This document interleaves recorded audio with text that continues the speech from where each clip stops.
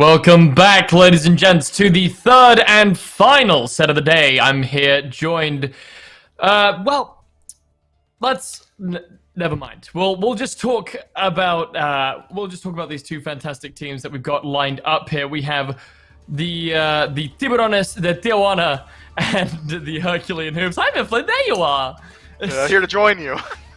Here to join me. I see that now. How are you doing? Oh, you know, it was a long set. It was a long set of a long, unorthodox game that we got to watch there. But I think we got some stuff we got to hit here, Blazy, on the desk, man. Yeah, I agree, man. We've got to have a look at how these teams are doing. Let's jump into the standings here, Mifflin. After that last set, we see Winner Dogs here jumping up to that first 1-1. And Fishies, of course, also hitting the 1-1. I'm liking this this standing. It's looking very symmetrical to me. And, of course, coming up next, we have the one of the top teams and one of the bottom teams, I guess, if you could call it that, at week 2. We have the Tiburones de Tijuana and the Herculean Hoofs. I think I've talked about this matchup at least 3 times today, but you have the incredible name recognition Baskin and the boys here on the Herculean Hoofs versus a team that's, for me at least, really surprised me in how well that they've been playing. Not that I expected them to play bad, but the Sharks have just been playing really, really well. I'm getting whiplash, man. You got to pick one. Tijuana, the Tiburones, or the Sharks. But you're absolutely right, man. It is a really good squad here. You got Guy J heading up in an ADC role, Blugan out of support, Spreen in mid, and you got Cope and he heading it up out of solo and jungle, respectively. These guys are incredibly talented, but a little bit more so untested inside of this league. Cope, in particular, is one that's been standing out, and I'm glad we got him on the replays here. He's got a very versatile god pool. It's going to be the Kamazots. He can go to the Thor. We've seen him on the Tsukiyomi, but the only common thread for him is aggression. You're always going to see this guy holding down the W key.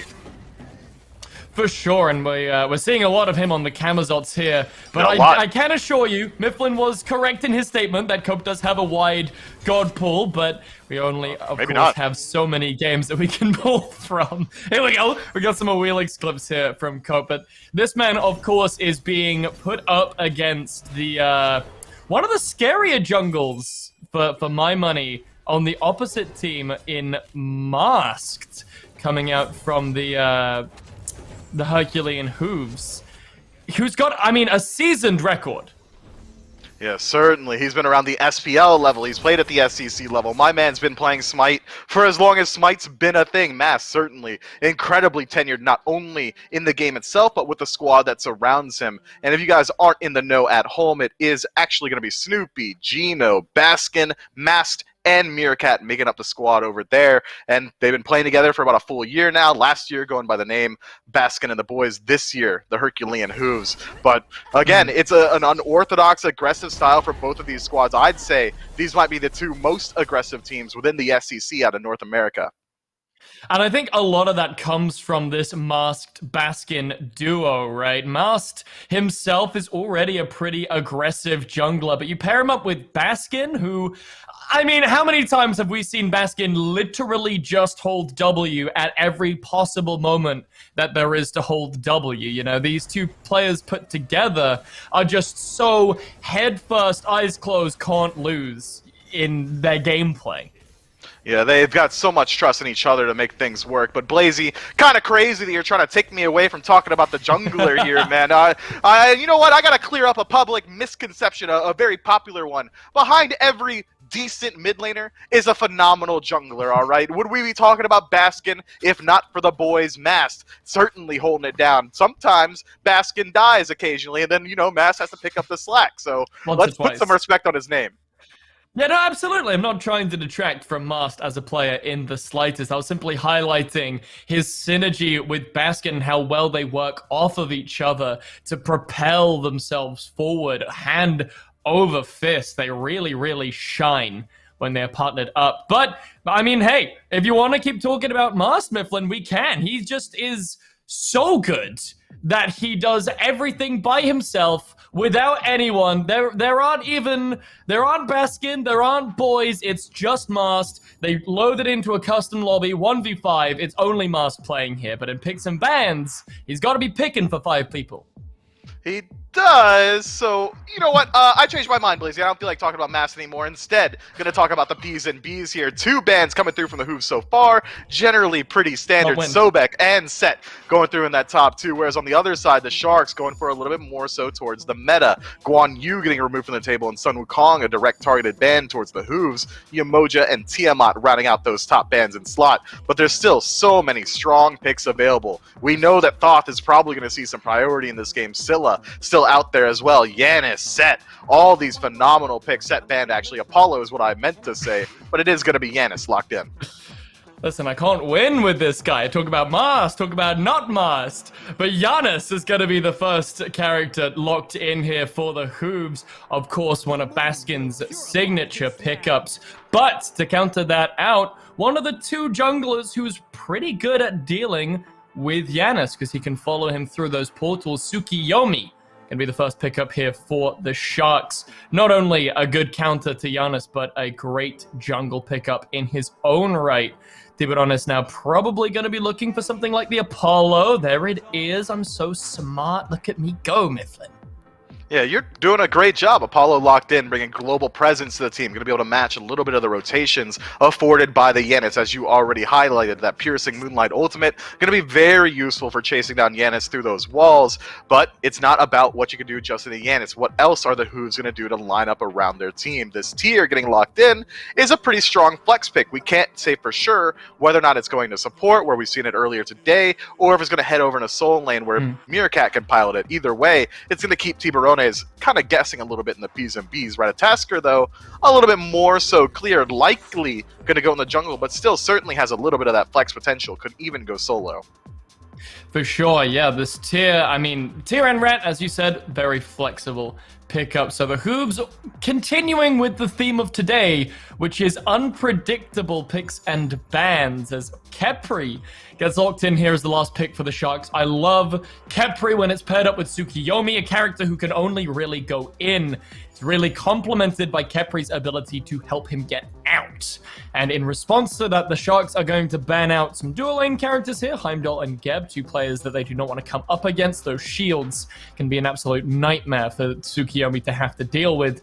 Meanwhile, on the flip side, Athena Morrigan getting banned. 2 more picks that we've seen a lot more of today than any other week. Yeah, certainly in Season 8, itemization changes and recent buffs to Athena, making her much more valuable. Morgan, always been a pretty contested pick since her release, but now we're going to talk about how these drafts are starting to round themselves out. The Sharks, picking up Camazotz there, have really solidified the identity of their team, and it's dive central. Piercing Moonlight to close gap into the back line. Camazotz likely going to be blinking and using the Bat Out of Hell to chase down the back line as well, and using that Scarab's Blessing from Khepri as an added safety net. I really like the draft from the Sharks here as Hoofs round out their 5 with Chernobog and Jingshen. Again, it's a lot of team fight presence, kind of matched up with global presence as well. Yanis and Ratatasker and Chernobog gonna have a very easy time maneuvering the map. For sure, I really am a big fan of this Jingchen pickup. It works so well against the Khepri.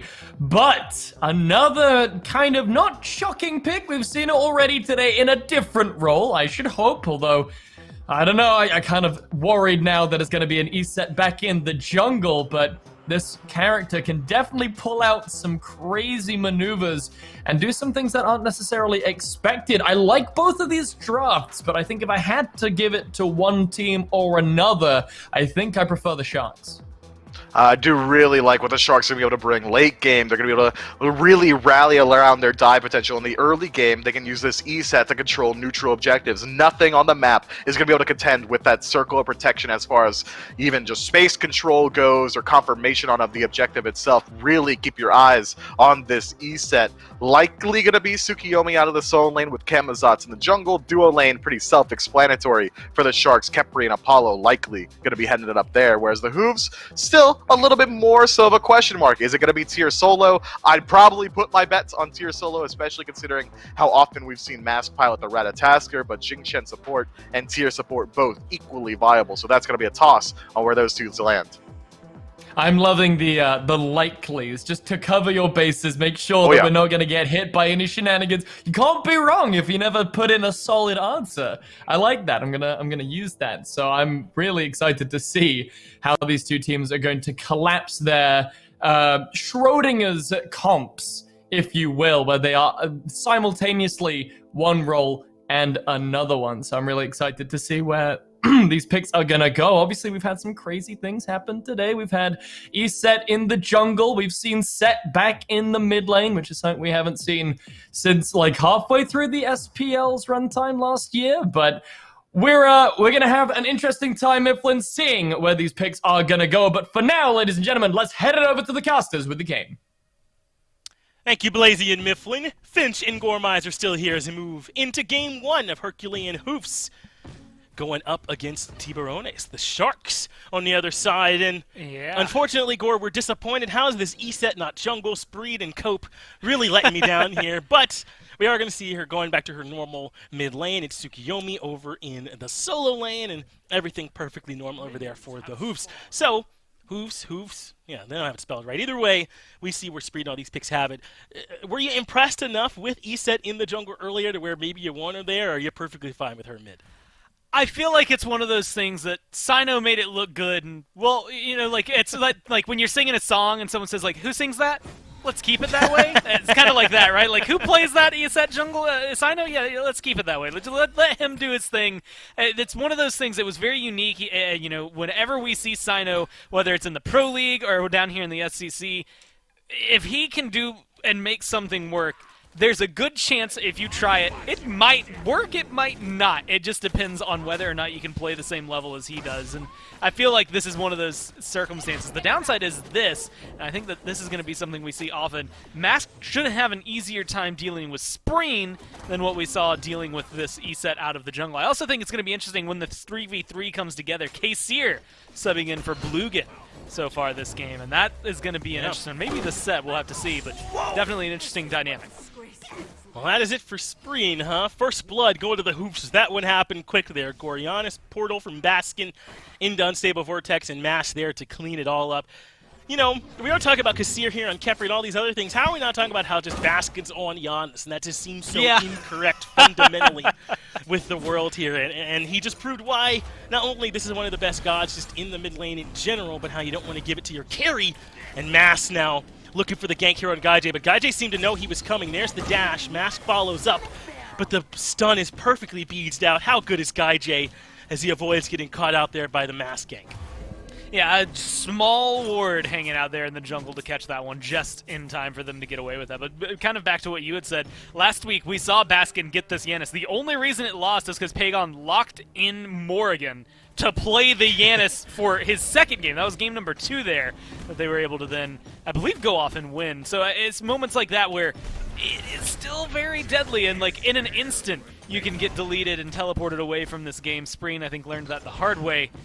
I feel like we're going to see a lot more combinations like that throughout the game. Yanis just hits like a truck in the right hands.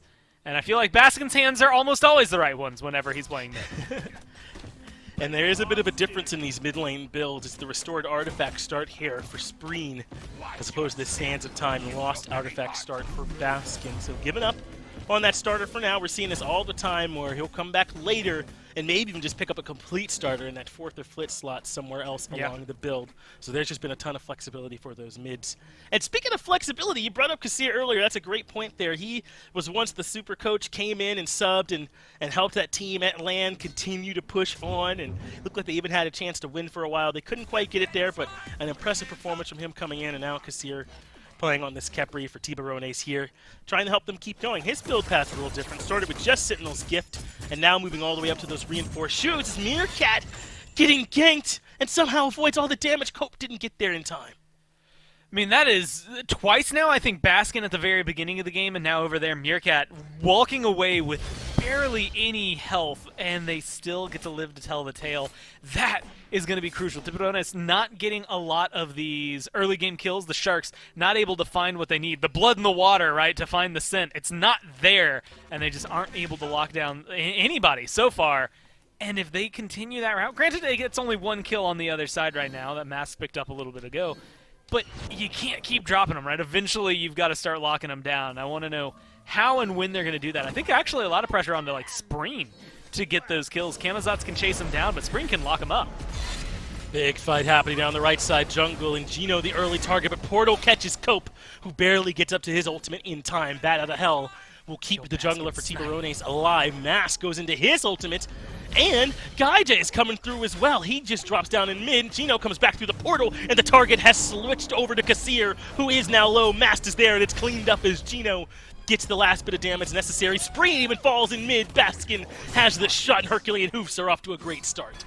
I'm trying to figure out right now who's braver. Crimson last game where he locks in the Thoth after the Ares, or Gino with literally no health turning around to help get that kill and confirming it for himself. I mean, that is insane. Like, that is some trust in your teammates to keep you safe there. There were so many moments where Gino might have walked away dead in that instance. Yeah. He turned around to help fight, and hey, they get a kill. They get 2 kills for it even. They might even find a third here if Meerkat gets his way. That is just good play. Well, does get a little rotation from Maz to help out, but that's big for the Hoofs. How well Meerkat adjusts back to this solo role after this time away from it and can get comfortable over here and be a threat for Herculean Hoofs, where Maz can spend time over there if they want solo pressure, or Maz can kind of stay away from it for a while and you know, count on Meerkat to hold that lane down. That's going to be a big story to watch with the Hoofs over these next couple of weeks till we see how Meerkat kind of adjusts to being over back in that solo lane. And so far, looking fine. The Hoofs are in a great spot here, Cora. 2,000 gold lead, 5 minutes into the game. That's pretty nuts this early on. Yeah, Baskin's 2 levels up, 1 level in the jungle, 1 level in solo. That's you're happy. You're more than happy with all of these arrangements, especially considering, again, Baskin as well as Meerkat have both been on the precipice of death. Same thing, I guess, now for Gino at some point in this game and managed to get away with it. That is important for them. The Sharks not able to pick up any kills. I mean, look, 5 minutes, 6 minutes in, and you're already at a 2,000 gold lead. Like, you are playing a different level of Smite right now if you're the Herculean Hoofs, and that's what's kind of insane. Like, their farm game is on point, their kill game is on point with 4 up to 0, and their groupings are really smart. I really am enjoying this team. It's kind of fresh. Last week they seemed to struggle a little bit, and this is feeling a lot more just clean cut. Yeah, like this is a team that's kind of returning back to what we would have expected from them. And now there's aggression onto Heed in solo 3-man rotation. And somehow Heed, still alive, gets the Scarab's Blessing so he can continue to battle. Finally, the reset comes through. He escapes back towards safety and ends up not being all that much action over here. Right, tons of action, just no consequences at the end of that action, though. Gino still has his ultimate down. Kassir and Heed both have theirs used as well. Farm on top of farm on top of farm. If nobody's going to die, it all comes down to where those minions are going right now. I mean, you're so early on in the game, still, yeah, just 7 minutes in, that it's not a huge drought, and you're not looking for, when can we get these scorpions? You know, I mean, maybe, I guess, Totem of Ku over there on the right-hand side of the map being the most important neutral objective you could get right now.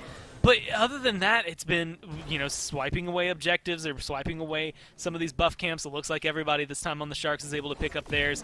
But Baskin, like, he has been mobile as hell. I mean, this guy has been all over the place. All over the map, at least from what I've been able to see. Like, he hasn't quite hit left lane just yet, but I feel like every time we click back to him, he is in a different spot. 9 times out of 10, though, you go back, Spreen's hanging out in mid. And that just shows, like, how much traversal of the map and farm sharing that this team is doing. And again, it goes back, like, look at the levels. They haven't really changed too much from when we last checked in, but they're starting to grow. Gaija actually starting to get a little bit of a lead over Snoopy here, which might be crucial. We've seen this Apollo winning a lot of games lately. That might honestly come back to help them out a little bit later if they can get things under wraps here in the early game. Yeah, and just Gaija himself being, you know, a really top-tier player down here in the SCC, certainly with a chance always for him to have some solo carry potential when he's on an ADC that gets ahead. As you said, has that slight experience lead over Snoopy, 10-9. So not bad for him.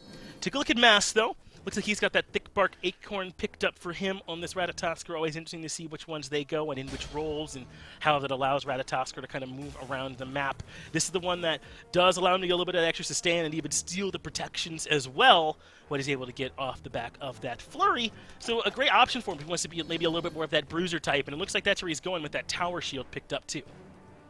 And I actually kind of like that as well. Again, when you're looking at it right now, I feel like solo lane has been a big point of conversation. Although right now, you're looking at a Tsukuyomi, maybe not the easiest or hardest person to bend over to steal things away from. There we go. That we're trying to go forward with. 2-on-2, like, you're not necessarily going up against a super tanky team, but I feel, and this depends heavily on Spreen, Copes, their build. Copes already gone into that shifter shield. You can see Heat building up one of those shields as well.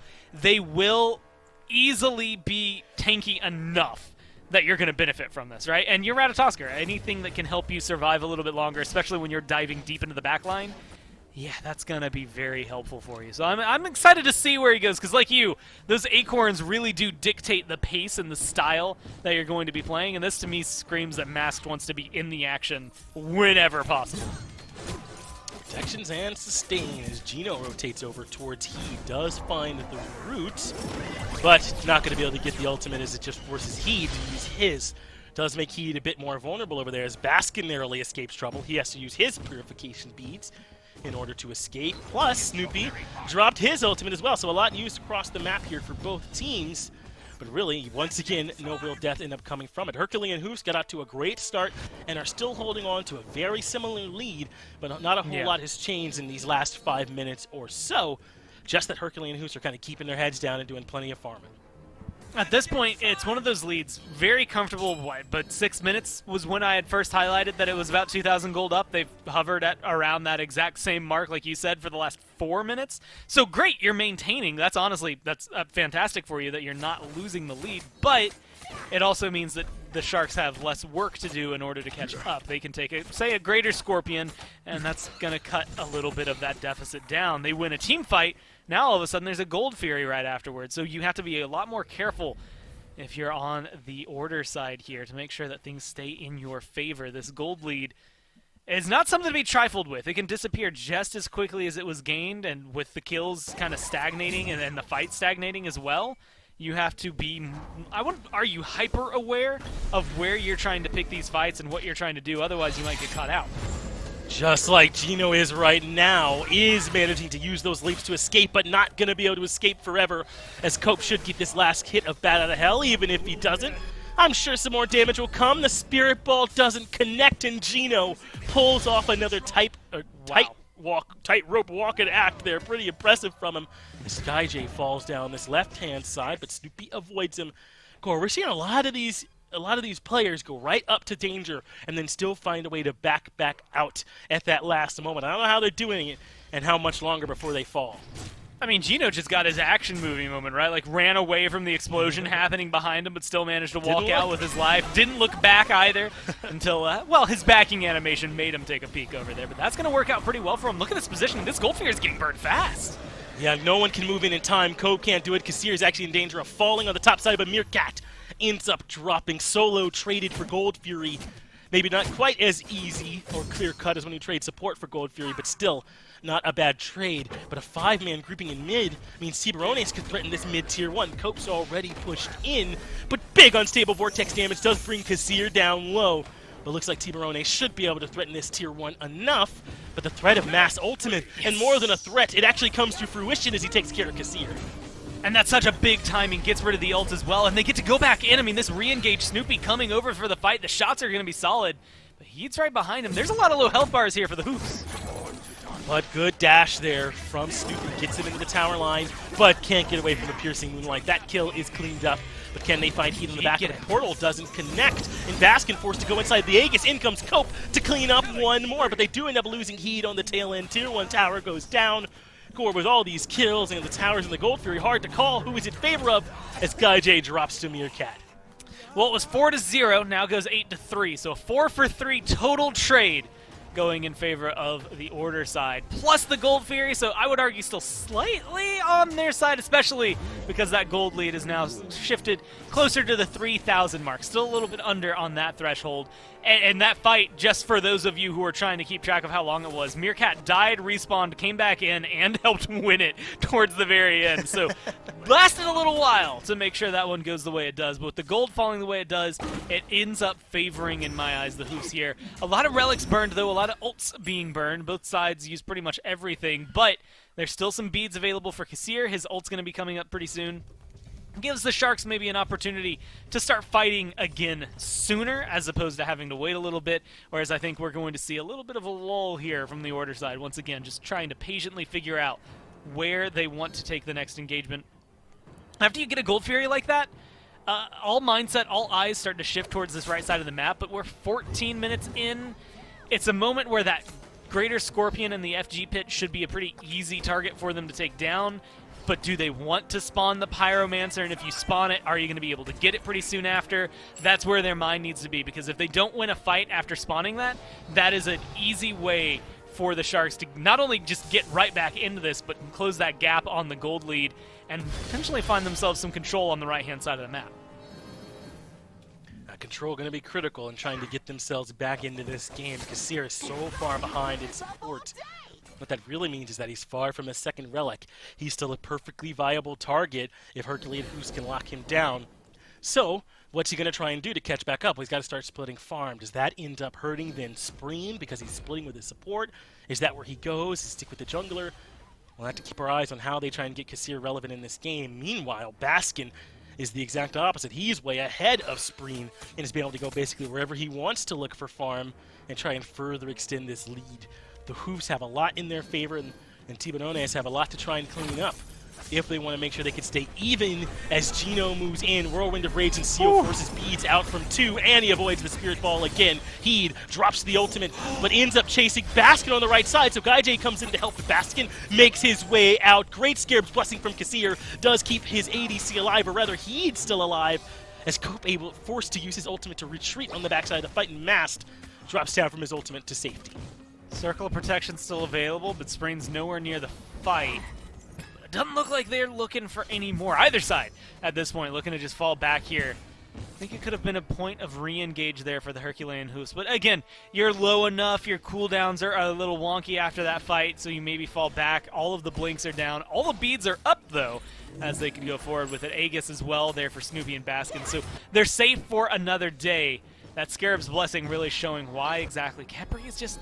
he's such a good pick. Same way as the Aphrodite we got to see earlier. It's just a frustration point when, hey, I dumped all that I could into this guy. I killed him off, and he's not dead. He's actually just back there. If he gets healed up in any form or fashion, which in this case, it's not going to come from much external force. All of the healing that you're going to get is going to come from Spreen in that Circle of Protection if it gets popped for you.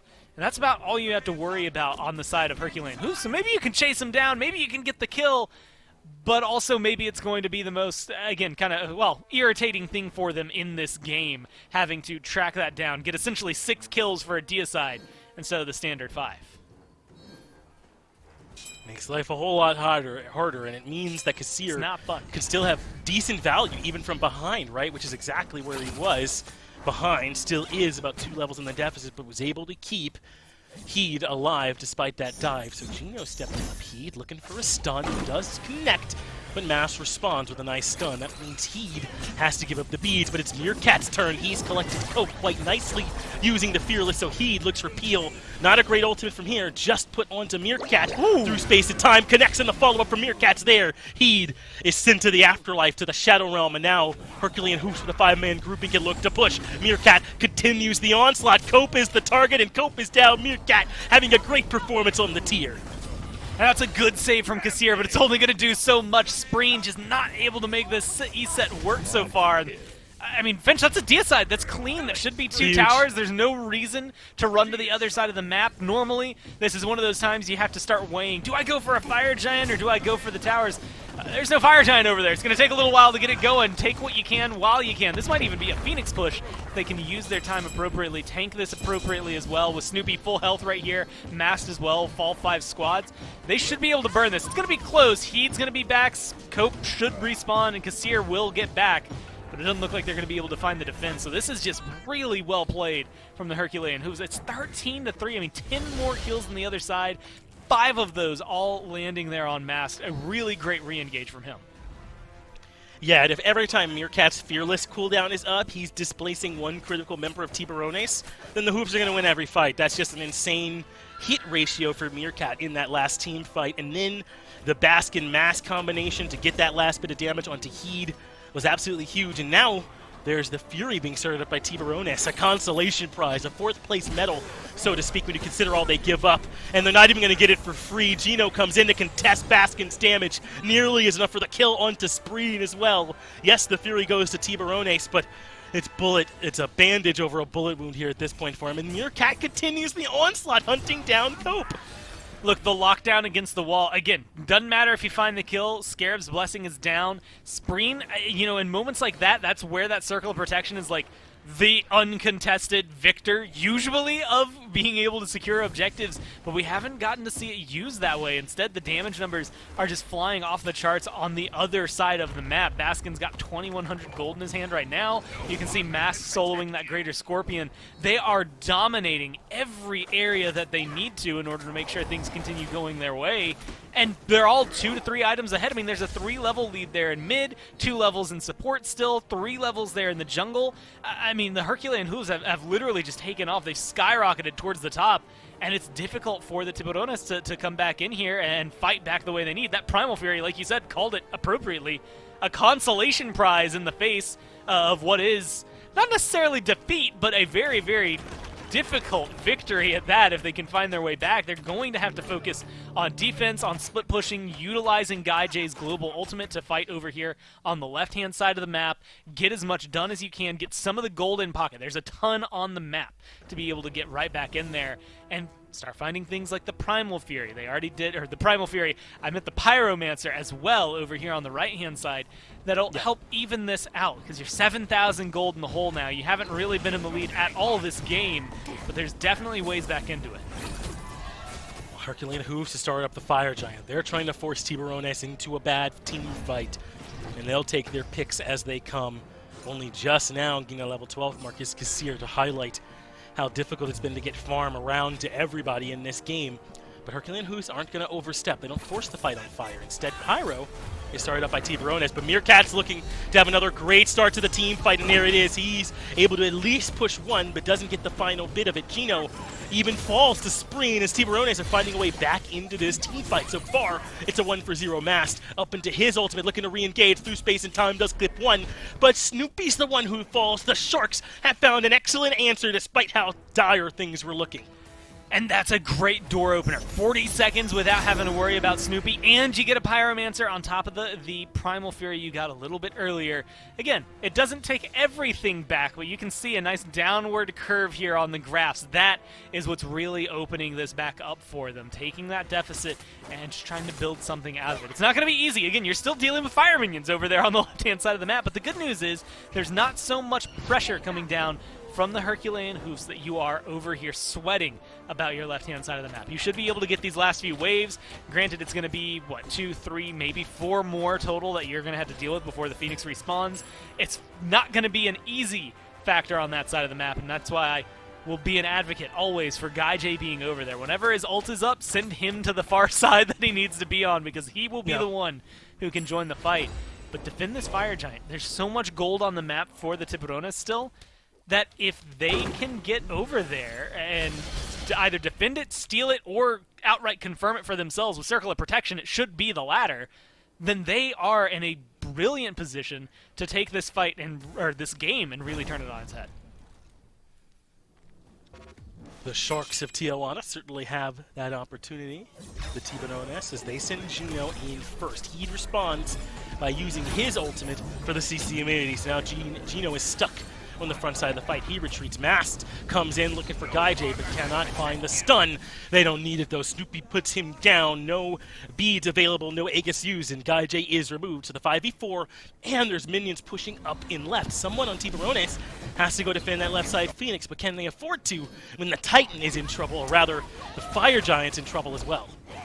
That's definitely the most unfortunate death and unfortunate timing that I think there could have been, right? You're on the cusp of being able to fight back into this. You do successfully defend the Phoenix, but now you've got a team with 5 Fire Giants on it. On the other side, really, you get all of this good work done. It feels like you're finally breaking out of the chains that you were locked in by this Herculean Hoofs team early on, and then almost immediately all of it dissipates. Snoopy is in here with a Fire Giant buff. Once you have a Hunter, that's more than happy to take down towers. It's going to be a pretty easy job. And that Phoenix over there on left is only at half health. It's not going to be able to revitalize all the way to full, so it's going to be an easy target for them to come back in and just knock down. I think this is an area where you're really relying on your team fight and your defense. I like Iset on defense. I like Tsukuyomi on defense. I think they can do really well here. But there's a lot of praise and hope being pushed onto them to have a stellar performance here in these last few fights. Luckily, the deficit, at least in terms of experience, is slowly coming to a close just because everyone's hitting level 20 here for the Hoofs, which means the Sharks are going to be able to catch up pretty easily. At some point or another, they're closing that gap, all now down to about 1 level deficit as opposed to the various 2 and 3 levels we saw before. But there's still that lack of items. I mean, you're a full item and a half maybe behind. In fact, Spreen just bought a Sentinel's gift right now to try and get some farm back going his way. Wow, that shows you how dire things are. That slot usually used a little bit differently than that, but I like Spreen trying to do whatever he can to kind of make a last stand here, right? Because they know that they could lose the game on this push. That's how dire the situation has gotten. So whatever it takes to keep your team standing at this point, I'm on board with here, Gore. Looking like a 4-1 split. Everyone in mid and just Mast over in left. He's gone for, again, a more utility-esque option here. Spreen just hoping to stay alive. Went for the Sentinel's Embrace, so that's going to be splitting a lot of those protections around the gods with him. Same thing, if it was upgraded, would be happening there with Kassir, but that's not going to be the case just yet, and they need those prots. It might be enough, but with Mast stealing them, I'm just going to go ahead and say it. I think one of my favorite things in Smite is stealing protections or stripping protections away. Either way, you're going to be happy with it because it's going to harm the other team, and here that's exactly what Mast is going to be able to do, whether it's a split push, helps get mid, or if he ults over there and dives deep onto this left-hand side. I bet Mast is going to have another crucial portion of this fight. He's already 5-0-7. He's been 12 of the 14 kills. I expect whatever number they end at, he's going to keep that ratio about the same. Good damage from Mast on Cope in mid. Kassir had beads and the Magai's cloak, and both of those have been expended at this point, so he will be affected by the next CC. Gino moves in first. Instead, Whirlwind of Rage and Steel goes on to the Khepri. They want to push him to use Scarab's Blessed on himself, and it works. That means they get rid of so much of the value. Meanwhile, Mast, winning his fight against Cope handily, goes up into the ultimate and can now switch over to affecting the fight in left. Drops down right on top of Spreen, looking for the E-set. Not quite enough for the kill, but the left side Phoenix is done, and Tiburones are in shambles now. Gore, Herculean Hoofs have their sights set on mid. And they're trying to come through. And again, they're taking a little bit of damage in the process. They have about 40 seconds left on this Fire Giant. That Finch is just enough to eke out a Phoenix kill. But yeah, when this shifts, especially with all their ults down, they're still 3 up on the other side. It does make it a little more difficult to break this door down with this, well, imaginary invisible door, but they still need to kick it down to get into this Phoenix. Try to figure out how to take it down. With Spreen, I have not seen a lot of Circle of Protections, but knowing that it is available is frightening for me to try and engage on. So Gino moves in first, but he's deleted, absolutely grabbed, and cannot withstand the damage. It's a 5v4 in favor of Tiburones right now. And with the Fire Giant falling off, how much longer can the Herculean Hoofs afford to stay in this battle? In comes Heed, and he's already outputting the damage. Mast is removed, and Meerkat can't quite clean up the kill onto Heed. Gaijay has landed into the fight, so Baskin puts out the damage that he can, but Snoopy goes into the backline looking for Heed. That will not work. Cope puts him down. And it's a 3-0 in favor of Tiburones, as long as you don't count them losing the Phoenix and everything else they've lost. Well, I like where they're running down mid, though. I was worried that they were going to split off to try and chase Baskin and end up wasting some of their time. Honestly, Fire Giant's coming up pretty soon, and with 30 seconds without Mast, 40 seconds without Snoopy, there's definitely room to go and pick that one up. But you have to go for it when you get it. And honestly, Finch, right now, I think gold, primary concern. It honestly should be. You are at a very heavy deficit. Still 7,000, so it's been more maintained, once again, kind of like we saw early game. But maintaining that deficit is not what you want to need. You want to dig yourself out of it. And they're trying to pay back their debts in the form of towers. With 1 tier 2 going down, they expose a Phoenix that gives them a win condition if they win the next fight, and a Fire Giant. They kill off Meerkat. Might make their job even easier. but then you get all the gold from the other tier 2s as well. If you want to knock those down, that option's going to be available for you. And it can help close that gap. Specifically there, KCR's catched up to Gino in terms of level, but again, the builds are really where the difference is right now. And so I'm excited to see what they can do with just a little bit more in their pocket and how they adjust for this next fight, because they didn't set up for a Fire Giant, and that means that Herculean Hoofs are still in control. That's the case for now. Let's do one more last roundup, though, on where everyone sits in the itemization department. It's crits from both of these hunters. Deathbringer in Rage for Snoopy, Wind Demon in Rage for Guy J. Kassir starting to work on his next item, but Gem of Fate doesn't do much on its own, just some cooldown. But Herculean Hoofs don't want to wait. They're starting up the Fire Giant instantly. It's down well below half. Circle of Protection comes out as well, but the Hoofs confirm it anyway. Unstable Vortex comes through, and the objective goes over to the Order side team. Gino, the only one still up. Everyone else is leaping. Disconnect now from the Hoofs. They don't know what they want to do on the back of their objective, and Snoopy has already fallen. Mass is in danger of dropping too. Can Tiburones find a way to turn this game around on confusion from the Hoofs? They're all so low right now. I mean, Baskin is going to be able to make it back to the base, going to be able to heal up. Same thing for Meerkat. Gino is in no man's land right now. Honestly, if he doesn't back, he's not going to get to be a part of this fight. He needs to get back to the base, pushing some minions up from mid, maybe pushing up those minions in left. It's not going to be as helpful as you'd think when there's 5 people barreling down the lane. You've got Fire Giant, you've got Sustain, you got to do something. Here's that win condition. The Phoenix is going to fall. It looks like the Tiburones are going to put the brake pedals on for this one. I expected them to rush right in and find the kills. They're going to play it safe. Gino, though, stepped back forward, gave them a fight. They're happy to take. His life is now forfeit, and he will be the one that claims it. They still don't want to get aggressive. The left side Phoenix is going to fall. Perhaps that's why Gino stepped forward, to guarantee the minions had a chance to burn down this left side Phoenix. I like it then, Gino, guaranteeing his team one more Phoenix down. And honestly, keeping it a little closer to even. Honestly, still in their favor with the respawns there from Mask and Snoopy, but this is a crucial fight. Snoopy goes way too deep. Yeah, Snoopy is going to end up falling. The Piercing Moonlight will see to that. He falls to Heed. So now Tiburones seem to think their only option is to go forward, but minions are pouring into their Titan room. And with only 2 Phoenixes up, the Titan is not the healthiest it's ever been. I think this is why the Hoofs are trying to keep up this pressure. They're not going to let Tiburones back for free and start defending their base. But it looks like the minion wave threat's kind of coming no longer to pass. It's been pushed back out. The Titan's okay. And Tiburones is going to make their way back the manual way if they have to.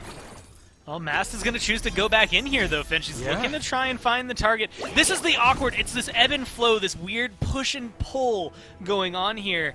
The Hoofs are saying, we don't want you to back because we don't want you to defend your base, but also we don't want to go in because if we lose another person, it might be a pretty easy victory for you. We have our Phoenix down. Like, yes, there's still 2 Tier 2's towers standing, so for the Hoofs, their Titan is a little tankier than what you're seeing out then on the other side, but a little bit tankier doesn't matter if all 5 members are there. They're still going to burn it down, especially with ults coming back up.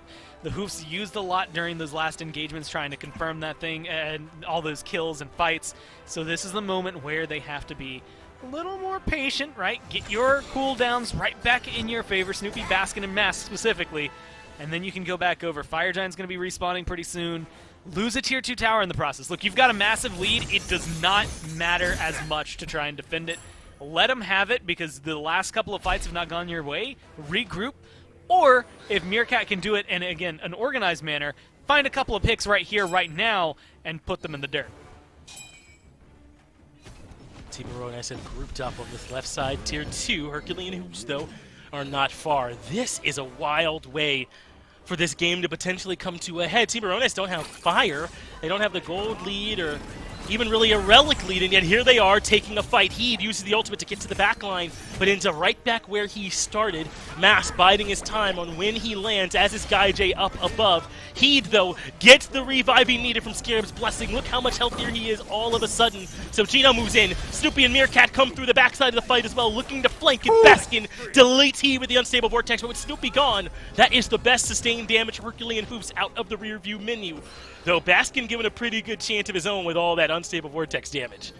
He's trying to stay alive. Meerkat, luckily enough, still has an FG buff around his belt, so sustain is not going to be an issue for him. He's also tier, so he's not going to be struggling too much with that. But no, Mask goes in way too early on his own over there, gets 2v1'd. They were ready for it. They silenced him the second he got there, and that's why Mass bites the dust. They also lose GaiJ, though, so that keeps things 3-on-3. And as long as Baskin is still up, then that means Herculean Hoofs still have their damage. And he's in the back biding his time. Gino takes quite a bit of damage, but in comes the Unstable Vortex. That brings Cope down lower. Baskin repositions. That leaves Gino out on an island, but buying time using Pridwin and the ultimate, needing some help from the squad, but they can't get there. Gino's life is forfeited. Look at the Titan Gore. It's down to half HP on the Order side now. This game could belong to anyone. I don't know if I'm more upset with the Herculean Hoofs from having such a massive lead, and yeah, we're in the exact same spot, or just straight up impressed with the Tiburones. I mean, it was, what, 13-3? Now it's 16-15. That's how heavily these fights have been going in their favor. It's been 3 kills to 12 kills on the other side right now. It has been such a massive turnaround. This Fire Giant buff coming back up here. Going to be enhanced this time, Finch. It's going to make a huge difference for them with that Titan so low, with that Phoenix just now respawned. On both sides, whoever gets this one more than likely ends the game in the next few minutes. GaiJ is on his way from base using his ultimate. Fire Giant started up by Tiburones, but Meerkat's in the middle of it, forced to use the Purification Beads in order to escape. Meanwhile, Mast and the boys are collapsing onto Heed. The very first kill of this engagement goes to the Herculean Hoofs, and Meerkat's still alive. The Fire Giant is down to half. They even have the Circle of Protection on it. Tiburones will be getting the biggest objective, but will they win the fight as well as Meerkat manages to collect 2 members, and Snoopy is right there to put out the damage in backup, but somehow still GaiJ is healthy, and Snoopy loses the duo. Cope comes in and takes care of him to the double for the jungler for Tiburones. Had to look back down for that one. The crit builds coming out for both of these hunters, but just a little bit better around for GaiJ that time. The autos paying off there. Apollo's passive working out for him, and that survival coming through. KCR hits him with the ult, even though it didn't end up getting procced. You know he's not going to end up losing that engagement. They back up, they defend their Phoenix.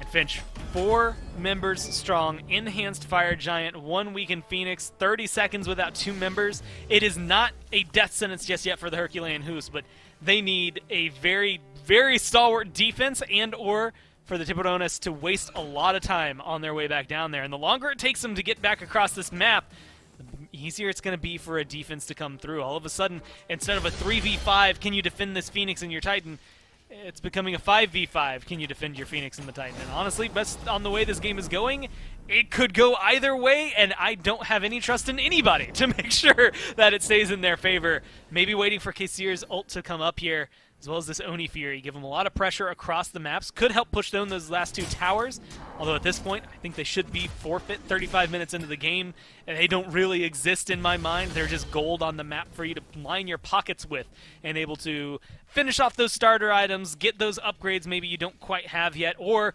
just get some really enhanced power pots at this portion. But otherwise, the Zoni minions are going to give them the pressure they need to potentially knock down a Phoenix or 2. So that's a good call for them. But again, they only got 2 minutes left on this Fire Giant. Like, this is a huge power play that they could make. They've caught up a lot of the gold that already was a deficit, but at this point, it almost means nothing. It's all about map play and what you can do with the pressure you have. And it seems like they're going the long route to get to the same, but more guaranteed success. We'll see. Gore, I'm not entirely sold. They must be very, very confident in what they can do with Oni and Fire Giant in a 5v5 as opposed to Fire Giant in a 5v3. But now we'll get to see all their labors put to their test up against the defense of the Herculean Hoofs. But the Hoofs have playing defense patiently, and Tiburones can't move up too aggressively. Still only have about 1:30 left on the actual Fire Giant, and they haven't even moved into the Phoenix Circle yet. But we'll get to see if this patient play pays off when they do finally make that push. Cope has been the big difference maker in my eyes right now in the kind of 1v1 over there versus Mask. Mask early on was the one making the plays here for the Hoofs, and now it's been the Tiburones and Cope making the plays. They're trying to figure out how to get in here, but it might actually be this jungle matchup that makes the difference. Cope does force Mass up to the ultimate with an ultimate of his own. Blink gets him out of danger, and they're all in committing and left in their final minute of the Fire Giant buff to get the left side Phoenix down. But in comes Baskin with through space in time. That does get a couple members low, but they can't quite afford to move in to capitalize just yet. And Meerkat is stuck on an island too deep into outside of safe territory, getting slowed by the Caltrops. But in comes Meerkat trying to help, or Mass rather. It's not in time. Left side Phoenix goes down, 30 seconds plus left now for them to siege this mid Phoenix plus FG. Already weakened too. That Phoenix is going to fall incredibly fast. It's 4+ Titan. You've got a man advantage because of the Titan, but can it last long enough? That's a deletion on He. But Gaijay lands on Baskin and removes the Giannis damage from this equation. Tiburones were patient when calculated, and now it looks like it's paying off as they are inside the Titan room. Kassir drops the Scared's Blessing on himself yet again and does get the res, but the Titan is down to half HP, so Gino moves in with the Whirlwind of Rage and Steel. Snoopy gets 1 kill, but the Titan can't seem to bear the strain. Tiburones make it work with their patient playstyle. I mean, what an absolute turnaround. Literally 6 minutes into this game, they start off at a deficit. They're still in that deficit when they're standing at the Titans' gravestone, but they fight back where it matters. There's a point where they were 7K down, they had lost to Phoenix, they had lost to Fire Giant, and 9 times out of 10, we are preparing for the game to end. And mentally, I was definitely in that state thinking, okay, what do these guys do? I'm bugging out. Like, how do I make this last longer? Like, they've just been losing, dude, for 20 minutes. What do I say at this point? And yet they dug their heels in and pushed back. That is brilliant to see. Yeah, some really strong defenses there from Tiburones. Also, just some odd decisions here and there from the Hoofs that gave them that window to get back into the game. Either way, though, we're going to end up letting the desk break everything down right after this.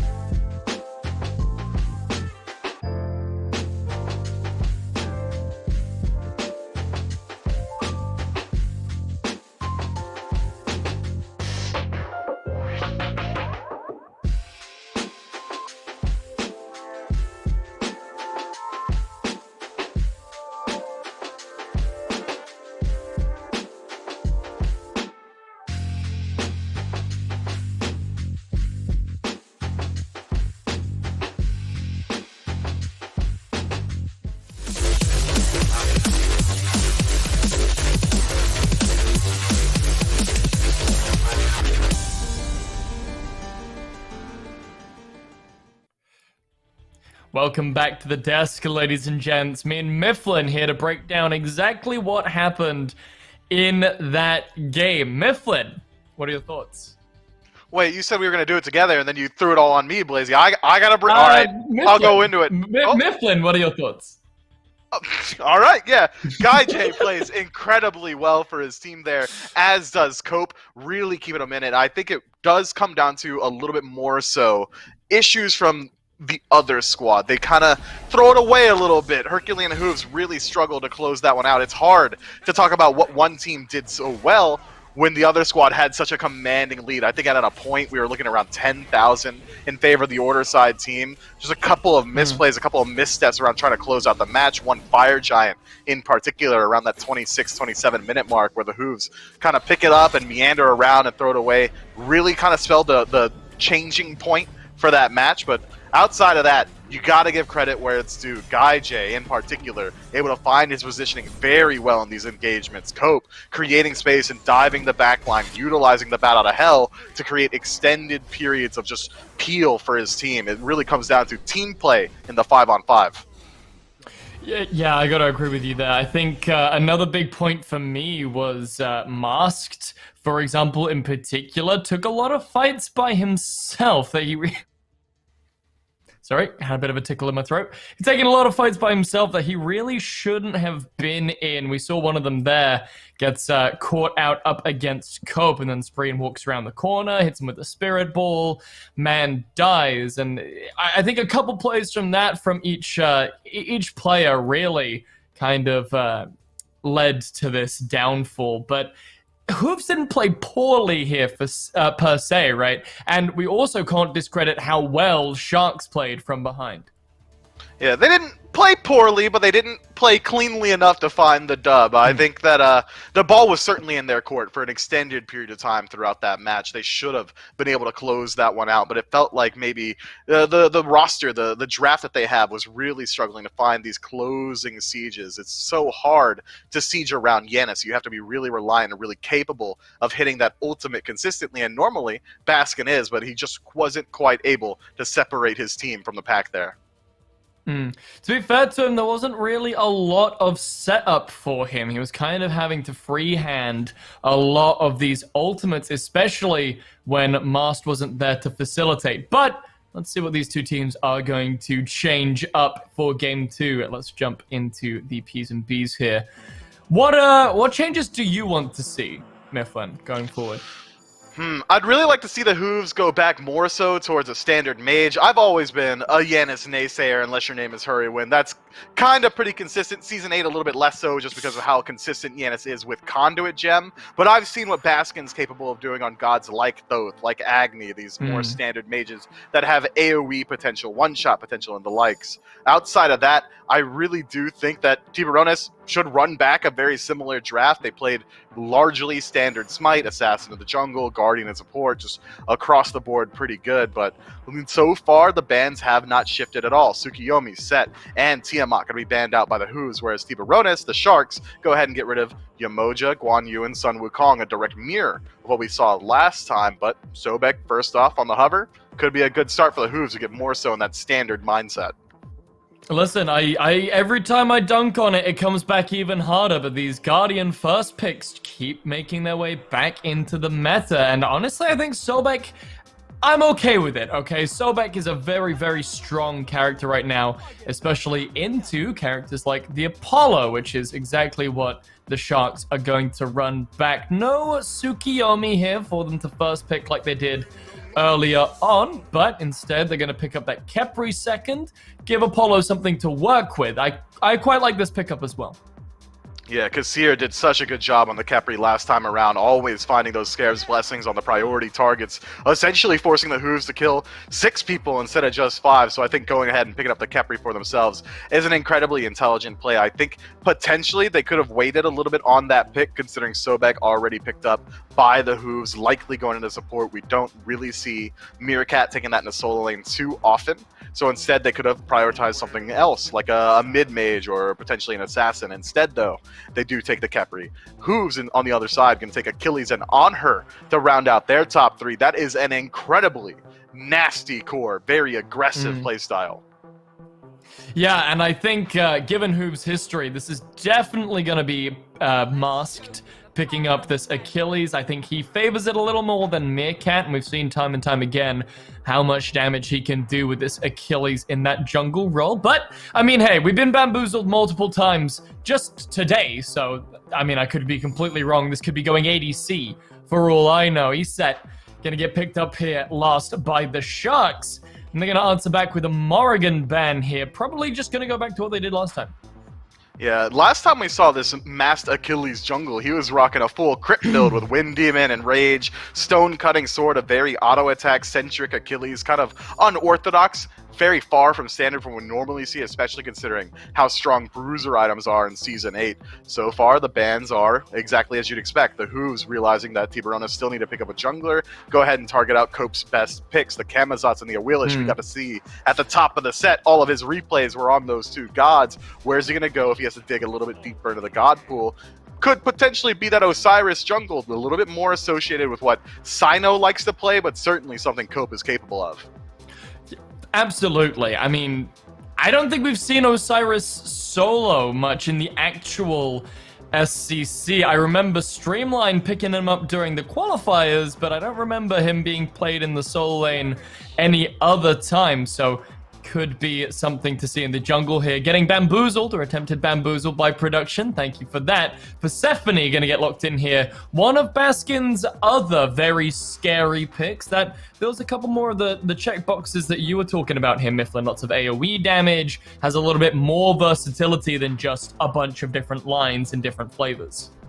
Yeah, the Hoofs draft already is looking like a much more contentious draft, a much better draft for taking fights in the true 5-on-5. They've got good engage options, be it through a pillar stun from on her at a range, or Persephone using Grasp of Death on a wall and locking down 5 members with a cripple. Sobek could pluck as well. They have so many ways to start off these fights properly. And they've got ways to finish off anything that happens. If a Sobek pluck happens on a Khepri or Osiris, immediately drop that Retribution ultimate, strip away those defenses, and blow up your target instantly. But the Hoofs do struggle a little bit in doing actual true AoE damage to multiple targets. Sure, Bone Rush can hit multiple people, but it's not that easy to do. So if the combo is Sobek pluck or Achilles stun into Retribution, it's going to make Kassir's job on this Khepri so much easier. One Scare's Blessing target's all it's going to take.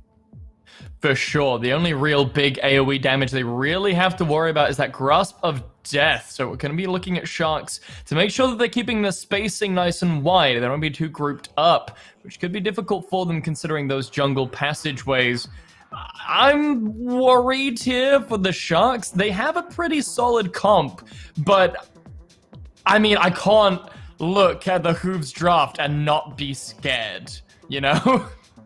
Yeah, it certainly has a very potent draft for themselves, but I think I might favor out what the Sharks have brought here. Across the board, they've got early game objective control, they've got late game engage potential, as well as safety nets inside of Scarab's Blessing, Circle of Protection, not only just good for objectives, but also for disengage if the Hoofs decide to chase them out. Nemesis and Achilles going to have to put themselves in the danger zone to close cap onto this Isis. Ratatasker bringing that global presence, not only good for initiation if he does decide to go the Bruiser build, but we even saw yesterday in European SCC that Ratatasker is pretty good if you want to utilize him for split pushing as well. I expect to see the Sharks get aggressive in the early game and then maybe slow it down a little bit towards mid to late and try and utilize their global pressure for the split push.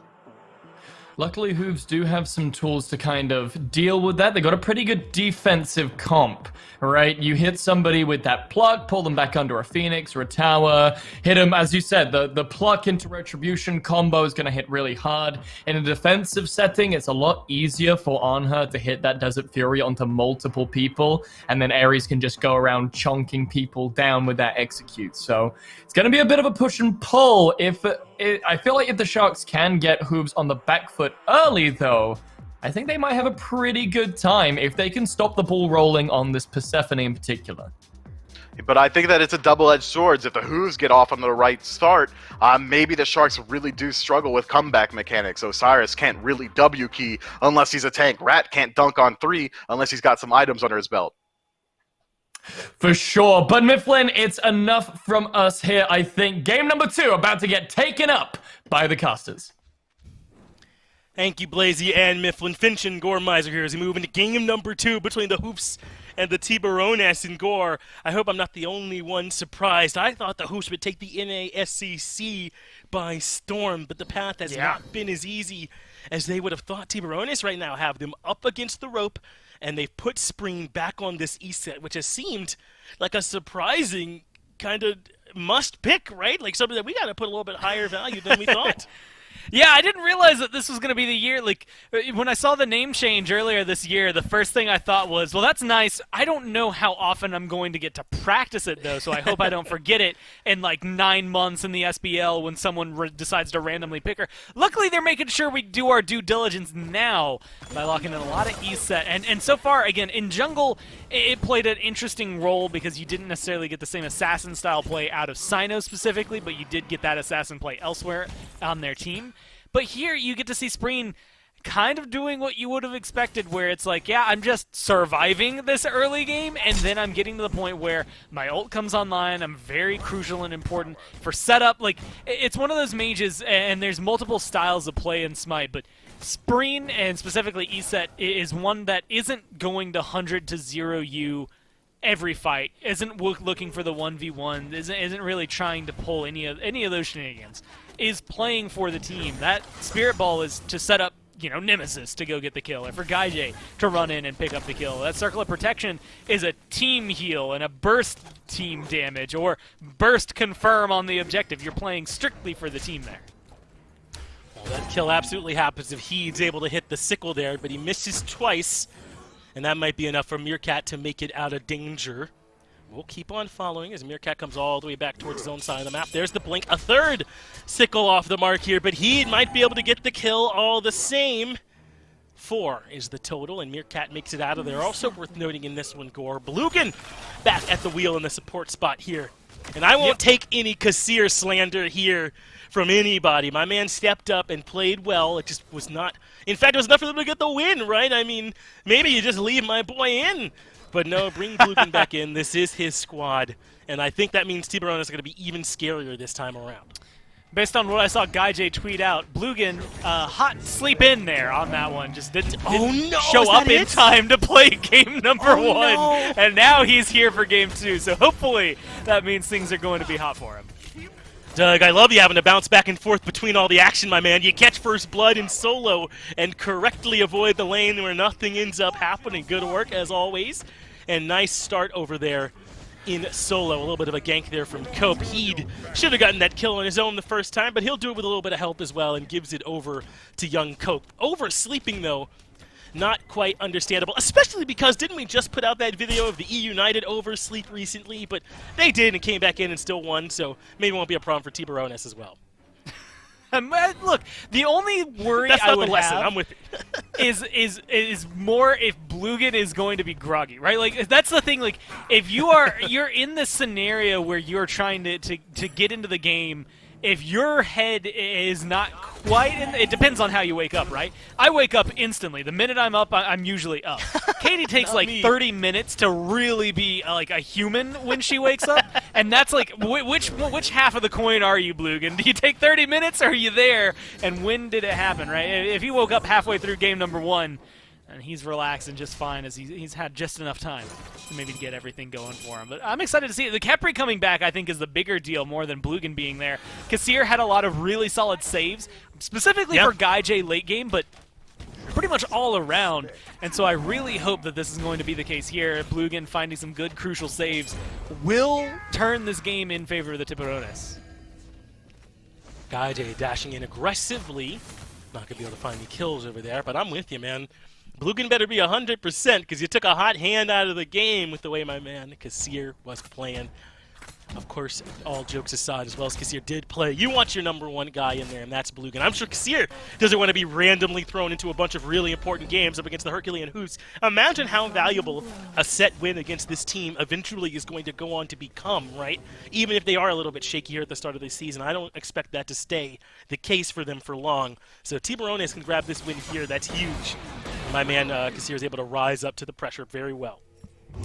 Help his team find a 2-0. That would be monumental. Also, the Hoofs, I mean, on game point, right? If they get knocked down here, a 0-2 start is not what people expected real tough for this team. Like you said, I mean, you're looking at it, look, there's a lot of names across this league, but honestly, the Hoofs are the team that I was looking at as like, oh man, like this team could potentially fight for like one of the, maybe not like top spots in the SBL, but definitely in the SBL, right? Like they're a team that I expected to see a lot out of, and I mean, they're having trouble tracking down Heed. They've got 2 people doing it, right? It's going to be interesting to see how this team can adjust over the next couple of weeks, because that, at least right now, is starting to feel like maybe necessary. Things are off to a slow start for him here so far this phase. He, that time, ends up with a little bit of aggression on the other side. He got some help from Cope for first blood, and this time Meerkat gets a little bit of help and presence from his team, so Heed can't just get all aggressive over there in solo. But we know how much the texture of a game like this can change. In Game 1, I thought it was all Hoofs for the vast majority of the game, but Tiburones ended up sticking strong. Again, Mass sticks strong here in the jungle. Spirit Ball at Rain doesn't connect. Wouldn't have been enough for the kill anyway.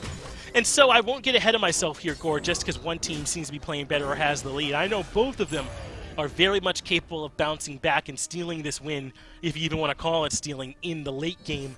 So that's absolutely, that's going to keep me in the middle. Until this game's over, I ain't calling it one way or the other, unless it's absolutely certain. And Mass is in some trouble here in mid himself, narrowly escapes with that shield, and Cope ends up heading up to the sky with his ult. It looks like he should be able to get out of there. I don't know, Gaijay's coming in. Like, they want to fight here. It's just weird. It looks like Gaijay goes a little deep there. I don't know that they're going to re-engage. Gino definitely is going to try and re-engage. A good pluck here. Oh, good silence. What a beautiful silence. I mean, look, you can't ask for more appeal than that. And Mass comes dashing in. Circle of Protection doesn't go off, and Bluegan hits a Kassir level res. That's how I'm describing it from now on. But Baskin, the absolute man, finds himself a double on Persephone. Point blank, gets the flowers exploding, and no way for Tiburones to get away from that. I mean, that's just clean, right? You get that grasp of death, that ult from Persephone. It doesn't matter how good you are at Persephone or not. If you can hit the ult, I think she becomes a top-tier pick. It's one of those things I've been interested in as we go throughout the next few weeks to see where she falls, because she hasn't been first pick, first ban. Honestly, she hasn't been picked or banned in several games, right? Like, it's not just not first pick. Sometimes she's not even getting looked at. And so I'm wondering where she's going to end up, because that is such a huge ult if you have someone who hits it consistently. And I think we're going to see that here from Baskin. After a performance like that, you get a nice double kill early on. If you can keep that going throughout the rest of the game, you're going to make people remember why they fear Persephone. And it's not just because of her close relation to Hades. Maybe so. Very surprised, though, just similarly as you are, that we're seeing less of her lately. But Rise, some other very good mid laners might be doing it. Clearly, Iset is becoming a must-pick in my mind, alongside Morrigan, Giannis, and Scylla. As Gaijay perfectly times his dash, apparently, to escape from Gino. This has also become the Iset start, here with this restored artifact. No starter item. We've seen several Isets go this route, so clearly that is how they start. Personally, I'm still not 100% on when you want Conduit Gem, Sands of Time, or when you just want to go with no starter item and pick up a full one later on in your build, but I love how much diversity there is and when you go down those paths, not just in mid, but in a bunch of different roles. And Spreen, last time around, like, they upgraded this straight into the Ratatouille after boots, so you get that big power spike early on. But also, what was it, maybe item 4? Maybe it was item number 5 there. Went for the Sentinel's Embrace, right?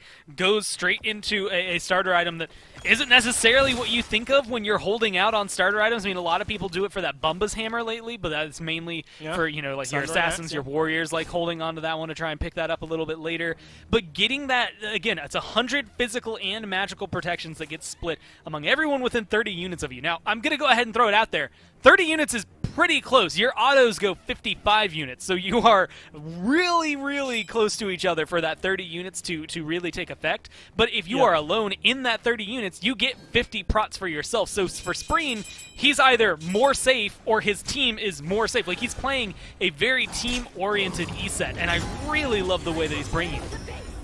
Good ultimate from Heed. That should get him out of trouble for now, but the trouble for Bluegan only seems to be beginning. In comes Cope to provide some backup for his boy as Grasp of Death connects. Right on top of Heed is the Scared's Blessing, and Cope gets the first kill of this engagement, but Execute from Meerkat hits home to put down one, but Spreed gets Mask in trade, make it a double as Spreed puts down Gino as well. For some reason, a 4v4 slugfest happening over in the right lane, and boy do the Tiburones come out on top.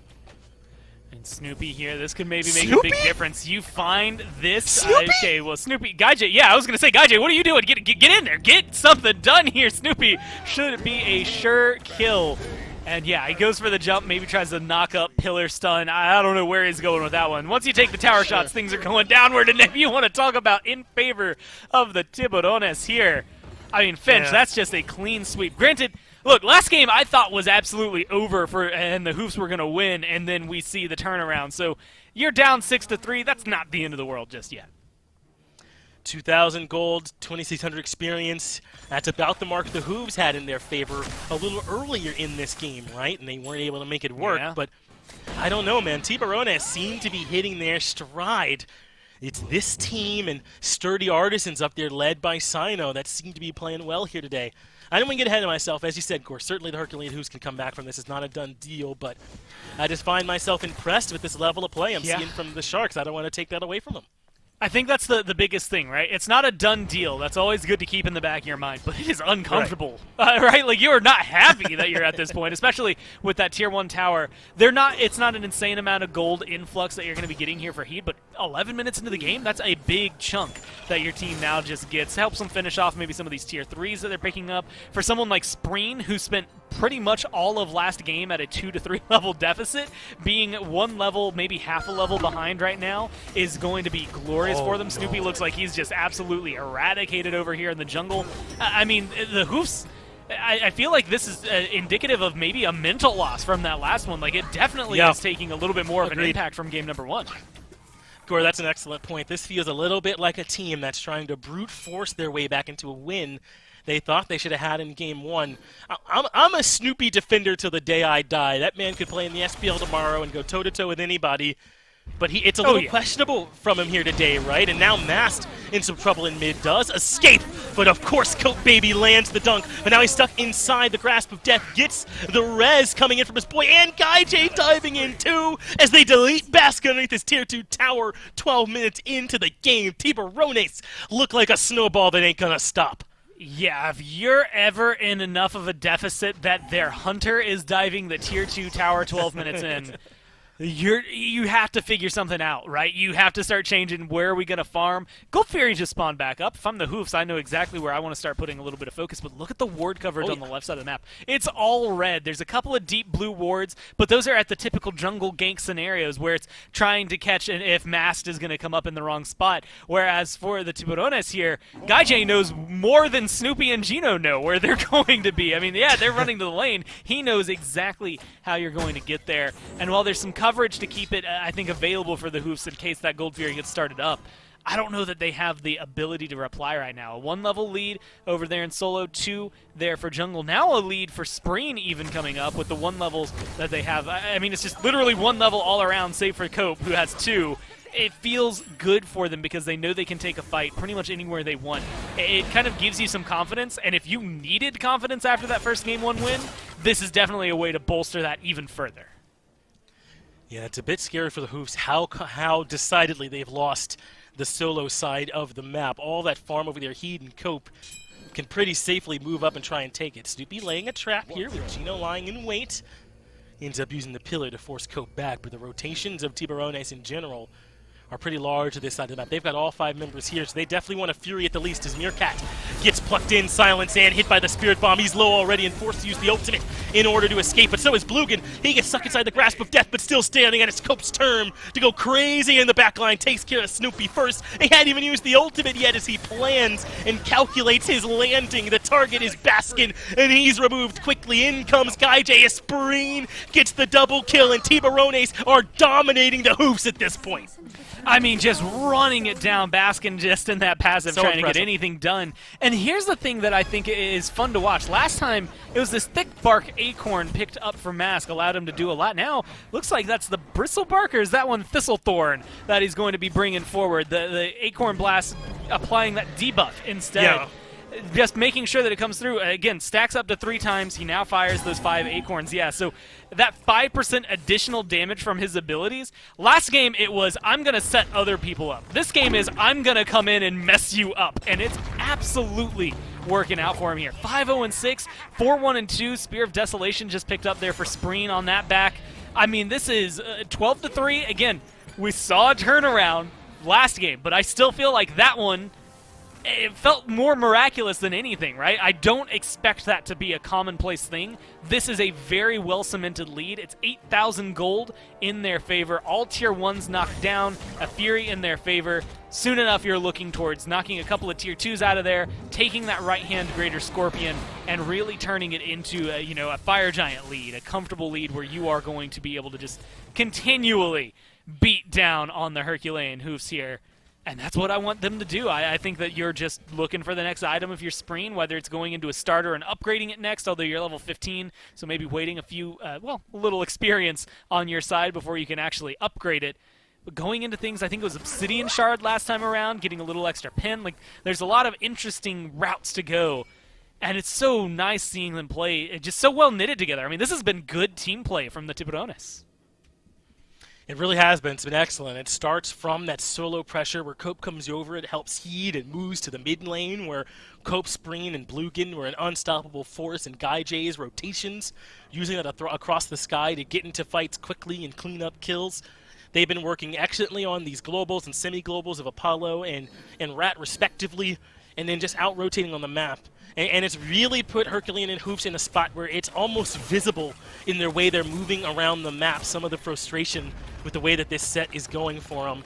Tiburones in an excellent spot. This is a dominant position to be in this early in the game, Gore. I mean, I know we don't want to say games are over when they're not, and this one's not over by any means, but it would take Tiburones making mistakes before Herculean Hoofs could play well at this point. That's how big the lead is, to the point where they're going for a 16.5-minute Fire Giant. The bait and switch, too. I mean, Guy J was over there. There's a minion wave walking into that Phoenix, runs all the way over here. Should be enough for the Hoofs to catch up, but this is just, again, a bait. They're trying to pull him in. Exactly right. Heed, though, might be too far forward, taking a ton of damage. Still has the ultimate, though, so he must feel like he's not in trouble. That's 2 used just to keep Heed healthy. So maybe a bit of a mistake, and Meerkat capitalizing on it by executing Bluegan. Now Guy J in trouble, too far forward, and Tiburones have bit off way more than they can chew. Boy, we've seen some mistakes being made today, but hopefully that's not one of the bigger ones. Just another example. Don't count your chickens before they hatch. There's a lot of cool plays you can make, but you gotta make sure that everything is going to work out. If you get this kill onto Baskin, that should be a clean one. Nice. Burns him out of there. Again, it's just enough to make sure that that's not a devastating loss, right? You lose Guy J, I think that hurts pretty heavily, but being able to get a kill on the return, trading at least Guy J for Baskin, let's say, then at the worst deficit, you've lost Bluegan. The Fire Giant didn't quite happen. You hit the pause button on this, but you still got an 8,000 gold lead, bordering on potentially going towards that 9,000 after that tier 2 was taken. You have enough, again, of a comfort, I guess a cushion, to fall back on, but you really have to be careful with it. Same way that the Hoofs were able to toss theirs down the garbage chute last time. It is one fell swoop away. It was what? 13-3, then it became 13-5, and then it became all of a sudden 14-14. Like, the kills can very quickly go in favor of the other side here. So I think if you're the Tiburones, you need to not get ahead of yourselves. I agree, and I think that they got a little too mixed up there, especially Heed. And that's been something that we've seen really marring all these SCC teams, is that their frontline supports and solos sometimes get a little lost in the sauce, don't they? They get too far forward, and these teams are really good at isolating them once they do, and then burning that frontliner, especially if it's easy. A lot gets committed to keep Heed alive, then Guy J's too far forward, and that fight all collapses.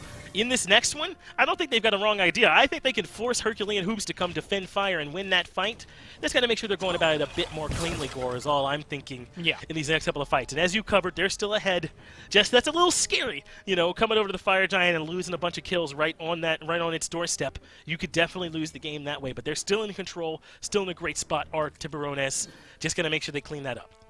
The best analogy I can think of is it's a cushion for you to fall back on, but even a cushion stuffing can get ripped out, right? Like, all of a sudden, it's not going to be very comfortable for you, so you have to be careful with where you take these fights. And like you said, how you engage. Heed going maybe a little too aggressive now, still kind of isolated. Same thing for Spreen. You have to be very careful when you engage, how you engage. He does have a lot of health, though, and that is saying something. I mean, with this kind of build, you're looking to slow people down very heavily as Osiris goes for that Frostbound Hammer now. It's going to be able to chase people down, but can it peel?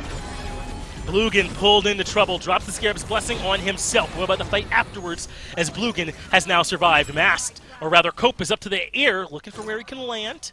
has already done it, lands over to the left side of the fight and hangs out. Back onto the Gold Fury, Circle of Protection should confirm, and it does. In comes Gino, who has now been silenced, but no hard commit. This is a different type of Tiburones that have seen the light. Maybe not, as he'd go dashing in. Doesn't quite find much, only Gino really hit, as you can see by his exercised soul hanging out above his body. But Tiburones didn't overcommit their core. They took the objective, took what they could, and got on out. That was like, like you said, like you are on a tightrope walk on teetering right into an overcommit, right? If things go a little differently there, all of a sudden the Hoofs turn that around, and that Fury is not quite worth it. But now you get 3 nice beefy Oni minion waves, I should say, running down the lanes. It's going to help assist you. You've already got an exposed Phoenix there on left. Ideally, that's going to help you get a little bit of pressure there onto some of those tier 2 towers in mid and in right. With 1 Phoenix exposed, that was enough last game for them to really find themselves a win condition and go in and bully it. But that last little bit of gold, I kind of would say in the inverse, right? There's 6 towers standing there for the Hoofs, so they have a ton that they can pick up and put in their pockets. But for the Tiburones, if they can get those last 2, it's just another tip of gold in their pockets to, again, line them up, get another tier 3 or 2 items under your belt. And, of course, expose those Phoenixes for you to be able to knock down with one fell swoop of a Fire Giant right into the base. Last time we got into enhanced Fire Giant territory in that post 30-minute mark. I think if the Tiburones can continue on this trend right now, we might not make it there. But I think that's getting ahead of everything. They still have a lot of work to do before they can close the game out, and it does require one good fight. Tiburones are still heavily favored. I don't want that to get lost by the wayside. They're up 10,000 gold. I mean, that's pretty absurd for only 21, 30 minutes in for just about any stage of the game, right, unless you're in the hyper late. So the Fire Giant started up by Tiburones. Let's see if they can clean this up a bit. Cope is lurking off to the side, looking for a flank, but my man is walking over all kinds of wards. Doesn't matter, though, because Gino's already fallen. In comes Heed, and Cope comes in. Doesn't matter if he's announced that he's here, as the Soul Laner does drop. Snoopy gets a much-needed kill. Cope goes up to the air, and Tiburones, again, haven't done this quite as cleanly as I would have liked, but they are in a position where they're healthy enough to come back towards this fire, one might think. Meerkat's the only one around. Gaijay's alive, Spreen's alive. Ult's available there for Spreen as well. Like, you'd think this should be a sure thing for the Fire Giant, or at least a sure thing for a kill afterward. You gave him a lot of time to go back, heal up, and come back in, so you really need to clean up this fight, and they didn't quite get the stun there on the Meerkat. They need this kill. That's a pretty big one. Even if they don't get fire here, baiting in Herculean Hoofs a bit more should be what they want, but it looks like they're backing up. Cope's low, Blugan's way too low, and they don't like their odds. So they're keeping their lead at 10,000, but Herculean Hoofs are buying themselves some time to keep moving into this game, to keep trying to farm up and stay close. Obviously not close with 10,000 gold separating them. They don't want it getting any worse, like, say, giving up a Fire Giant. But deja vu, right? I mean, this is the same conversation we were having pretty much around this time last game. Yes. It took a few more minutes to get to that point where it's just, cool, you're maintaining your lead. That's good for you, but it is going to mean that it's a little awkward, right? If everyone catches up, you still got a level lead, but once that experience starts to dissipate, all of a sudden they catch up in that regard. You know, the difference between 50,000 and 60,000 gold is not the same. It's much larger, I would even argue, than the difference between like 90,000 and 100,000 gold. Because at that point, you've already got everything. So you really need to stifle this and use this lead, utilize it while it matters versus waiting towards that late game. Doug had just highlighted that Sentinel's Embrace there now picked up for Spreen. So as is going for the protection route, should be, again, a lot more difficult, I think, at this point, to protect, or to kill, I guess, if you're the Hoofs, anyone on the Tiburones, to the point where they're not even going to try to fight in this Fire Giant. I don't think that's all just because of the Sentinel's Embrace, but a lot of factors coming into that one. Spreen definitely helping them out. But remember that passive, it's such an interesting one to play with, especially for a mid laner. 90% of the time, I think he's really just going to be protecting himself. Occasionally, it's going to be hitting it, because that 30 units around you is very close. Right there, Gaijay was in it, and then almost instantly out of it, right? Like, it's very, very closer to you, I guess, than you would just expect. And so, ideally, it just means he's getting 50 protections at all times. In that case, with the 20 he's already getting, that's 70. That's going to be stacked on top of it. So, Spreen could very well just live forever at this point. I mean, it's going to be very difficult to kill him along with that circle of protection and the protection he's getting from his teammates. Yeah, and if he's able to find the silence, that on a health shield, right? There's some survivability there for Spreen. So I think you've got a great point about what he can do. I was looking at the map. Baskin got pulled over to left lane to try and defend those minions that pushed up. And in that 5v4, with a great job of zoning from Heed, I think that's what kind of dissuaded Herculean Hoofs from stepping up anymore. But the gold lead's getting even worse. I mean, 13,000, it's out of control. They're going to have Spreed pushing up this left side wave so they can threaten mid and left simultaneously. It's going to be really, really difficult for the Hoofs to defend this one, Gord. They're going to need Basket to hit a miracle grasp of death and a miracle execute string from Meerkat, I'm thinking. Yeah, it's going to be a really difficult fight back. But like you said, Baskin, that ultimate is known for being able to turn things around. If they group up too heavily and Baskin is in the right area or just has the right aim, that's going to be enough to lock him in place. There's a lot of beads on the other side, though, to try and dissuade that ultimate from coming through and locking him in. That's actually a pluck. It could be the death for Blugan. It is, but Gino falls as well. Support for support, and up in the air is Mass. He dunks down onto 2, Ooh. and Baskin dies instantaneously. Huge for Tiburones. They get the stun on the Mast as well and keep up the pressure. But Baskin from the grave gets a return kill onto Cope to make it 2 for 2 with only 3 still standing. But in comes Guy J, and he's got plenty of damage. Snoopy is put into a coffin. Meerkat falls right behind him. A double for Guy J, and I think this game is over as Heed completes the deicide, and Tiburones move in to put this set to bed. Look, Cope with the backpack during the early game, Spreen coming in and making sure to have an impact pretty much throughout the entire duration, but Guy J there at the end, 8-2-4 on this Apollo. It just looks good in games 1 and game 2 there. The first time, the turnaround makes a lot of sense. The second time, they just got the control. That's what the Herculean Hoofs were trying to do in game number 1. They just weren't quite able to make it come to fruition. But this time, it was visualized and enabled there by the Tiburones. Well played, I think, in game number 2. Well played in game number 1 from them as well to get a turnaround like that. But I think in that case, there were a couple of moments where me and you were a little scared that this lead wasn't necessarily going to last much longer. But they managed to maintain it and utilize it properly. Yeah, really impressed by this Tiburones roster. A big win over a really strong team here, and hopefully we can see them build on it going forward. That one is pretty much dominant from minute 1. We'll have a quick break, though, then we'll have the desk breakdown.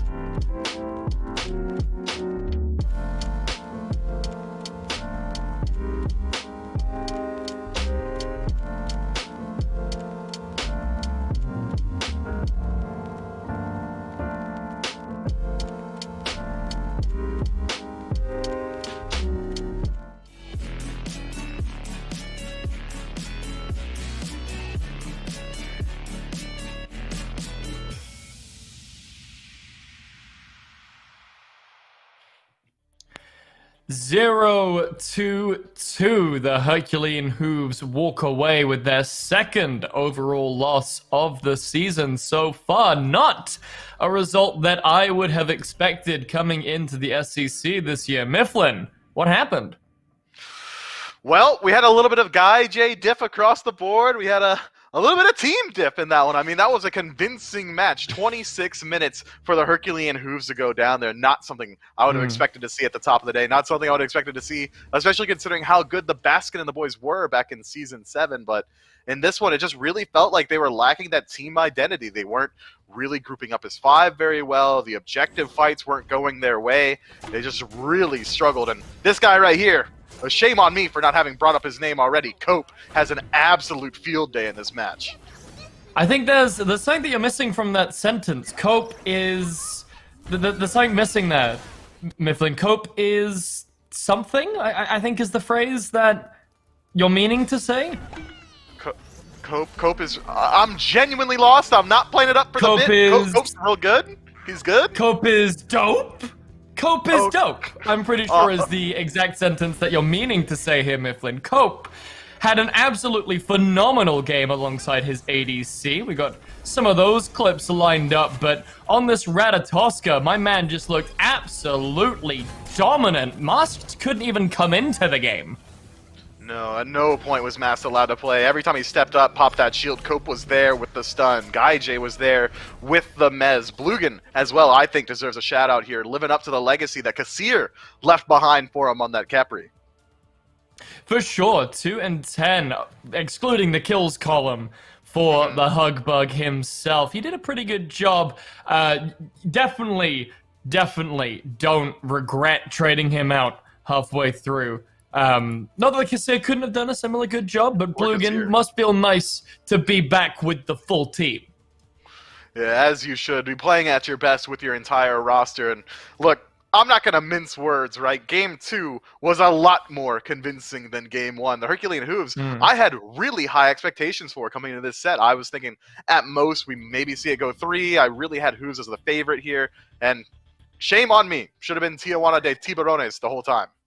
Well, we've said it both weeks back to back, Mifflin, that the Sharks have come out and surprised us, and I'm really excited to see what they do next. For those of you guys who haven't been able to catch all the games, here have been all the games from this week, and if we have a look at the results from those, take those into account, the standings, honestly, this is some alternate universe stuff right here, Mifflin. These standings...